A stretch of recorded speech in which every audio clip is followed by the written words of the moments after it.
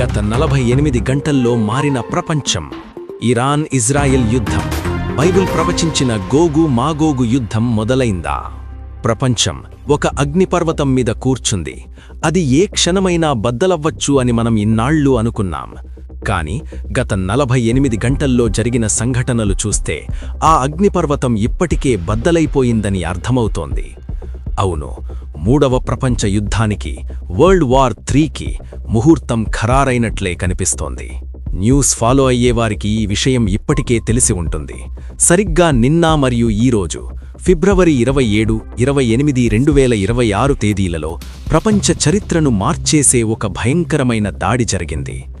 America మరియు Israel దేశాలు కలిసి ఇరాన్ దేశం మీద ఆపరేషన్ రోరింగ్ లయన్ మరియు ఆపరేషన్ ఎపిక్ ఫ్యూరీ పేరుతో అత్యంత భారీ వైమానిక దాడులు చేశాయి.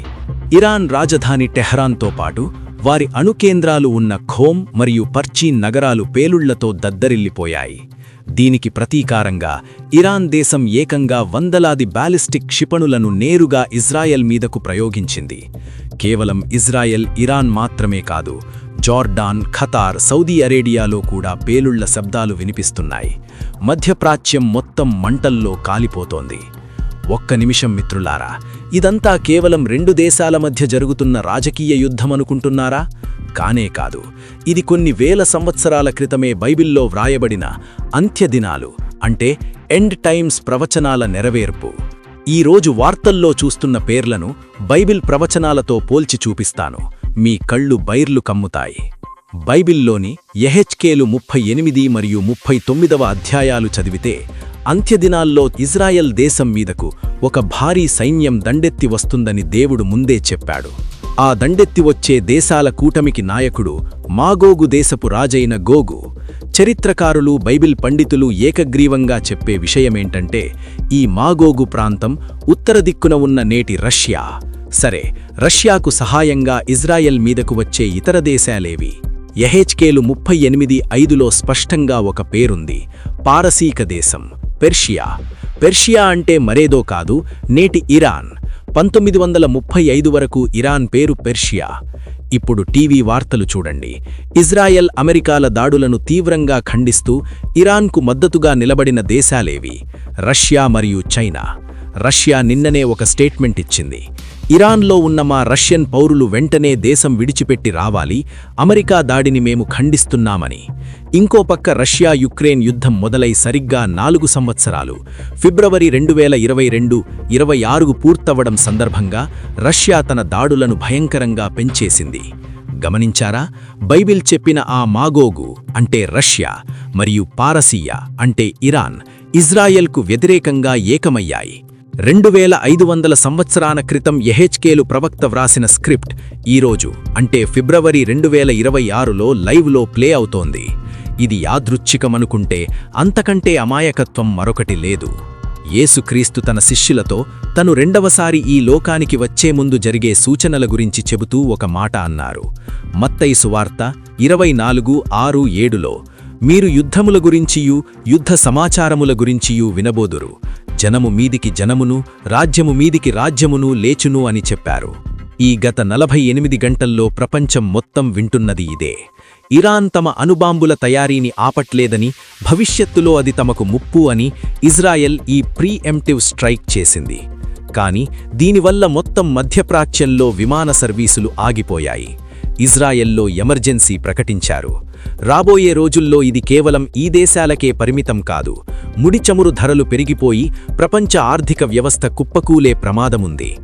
యేసుక్రీస్తు చెప్పినట్లు ఇవి వేదనలకు ప్రారంభం మాత్రమే. These are the beginning of birth pains.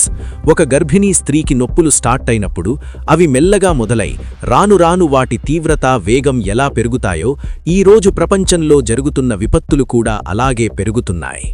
మనుష్యులేమనుకుంటున్నారంటే ఐక్యరాజ్య సమితి ఉంది కదా, పెద్ద పెద్ద దేశాల నాయకులు మాట్లాడుకొని ఈ యుద్ధాన్ని ఆపేస్తారులే అని. కాని బైబిల్ 1 థెసలోనికలకు 5:3లో దేవుడు ముందే వార్నింగ్ ఇచ్చాడు. లోకులు శాంతిగా ఉన్నది, భయమేమీయూ లేదు అని చెప్పుకొనుచుండగానే గర్భిణీ స్త్రీకి ప్రసవవేదన వచ్చినట్లు వారికి ఆకస్మికంగా నాశనం తటస్థిస్తుంది. వారు ఎంతమాత్రమూ తప్పించుకొనలేరు. అదే జరిగింది కదా.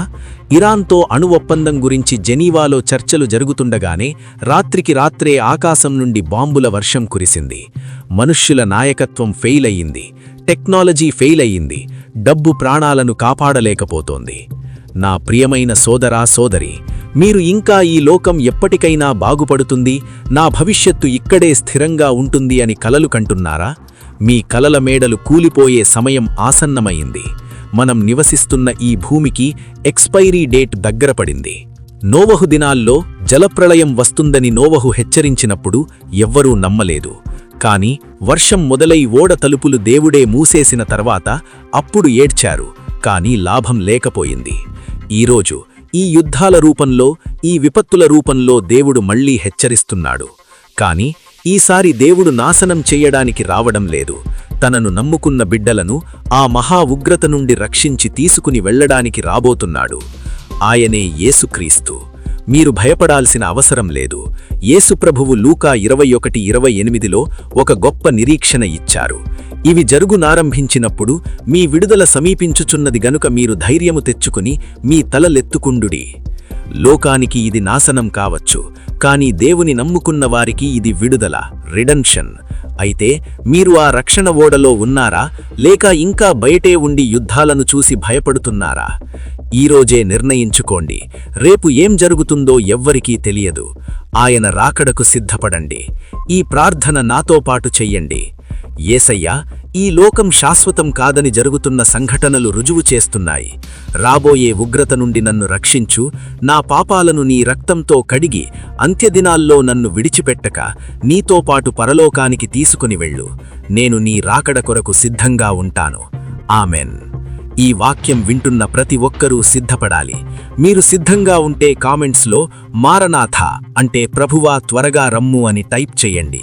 ఈ అత్యవసర సందేశాన్ని ప్రతి ఒక్కరికి షేర్ చేయండి.